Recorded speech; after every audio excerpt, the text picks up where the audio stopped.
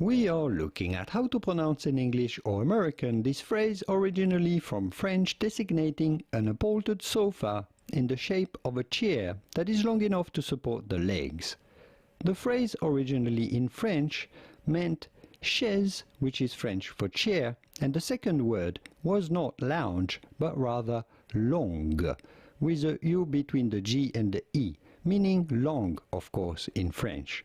So the original phrase was chaise longue, meaning long chair in French. But the spelling and the pronunciation have been modified to be more pronounceable, I suppose, in English, and more explicit as well, to become chaise lounge. Chaise lounge, and it does describe the object rather well, even probably better than just long chair, as it was originally in French. So, how do you go about saying it? I've said it a few times. Chaise lounge. Chaise lounge.